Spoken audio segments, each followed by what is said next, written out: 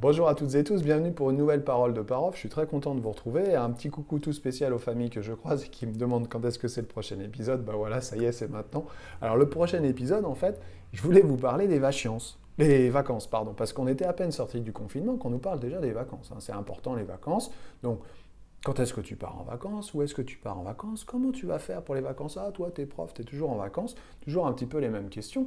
Comme si, en fait, les vacances, c'était une fin en soi. C'était un aboutissement, c'était obligatoire. C'était le but ultime, l'objectif de toute une année, voire l'objectif de toute une vie, là. Oh, les vacances. Mais en fait, c'est pas le travail, la vraie vie. On m'aurait menti. J'ai dit un gros mot. Ouh, la boulette.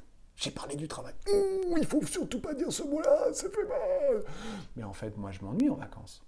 J'aime pas ça, les vacances. Alors, pour un prof, ça peut paraître dingue et un vrai con. Mais non, ça me saoule, les vacances. Et en plus, ça coûte un bras. Quoi qu'on fasse. Alors, je vous donne quelques exemples, pour situer le truc. Mais quand on y réfléchit, on travaille grande partie de l'année pour se payer 15 jours, 3 semaines de vacances. On est obligé de réserver un placard à Montélimar un an avant. On économise 10 balles en ne prenant pas l'assurance annulation. Du coup, on est pieds et poings liés en espérant que tout se passe bien d'ici le départ. Quand on arrive le départ, on est embêté par ses bagages parce que ça rentre jamais. Qu'on prenne l'avion, qu'on prenne le train, la voiture, les bagages, ça rentre jamais. Si on part avec la famille, il faut faire des plannings de zinzin parce qu'on est content de se voir, mais on est content de se quitter aussi. Chic ouf, chic ils arrivent, ouf ils repartent.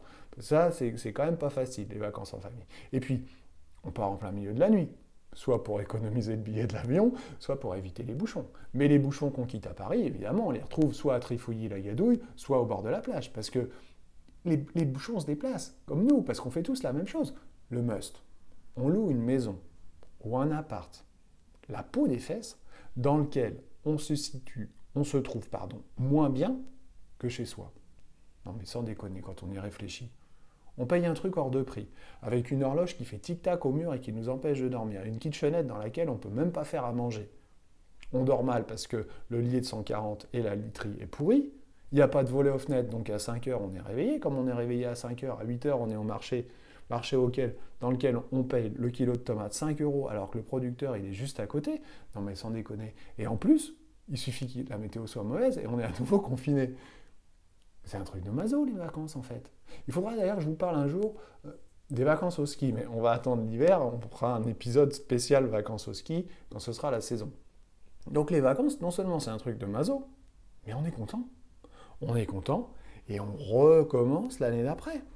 Alors vous allez me dire, bah ouais, mais un placard à Montélimar, c'est pas terrible. Soit, on peut partir au bout du monde, soit. Sauf qu'au bout du monde, c'est pas 355 jours qu'il faut bosser, c'est 3500 jours. 3500 jours pour partir au bout du monde en avion. 12 heures aller, 12 heures retour, on crame le kérosène. Les 3500 jours de travail, ils sont cramés dans du kérosène. Pour faire quoi? Pour aller se mettre les fesses sur une plage déserte. Pour faire quoi? Ou alors dormir dans la montagne sur des cailloux, sur un matelas Woofy, payer 10 balles à Decat. Mais ça n'a pas de sens en fait. Et puis les vacances avec les ados, c'est costaud quand même. Faut pas qu'il fasse trop chaud, pas qu'il fasse trop froid, pas qu'il y ait trop de monde, mais un peu quand même pour s'ambiancer. Et puis surtout, il faut qu'on puisse faire des photos Insta pour pouvoir les publier, parce que ça, c'est hyper important. Et puis il y a l'éternel problème du maillot de bain. C'est un truc de fou, le maillot de bain quand même. Et puis dire qu'on part avec ses parents, c'est un peu claqué quand même. Bon bref, en fait, les vacances, c'est un truc de maso. Alors moi, j'ai envie de vous dire, vous partez travailler où cet été? Allez, je vous dis à bientôt, et prenez soin de vos ados. Bye bye.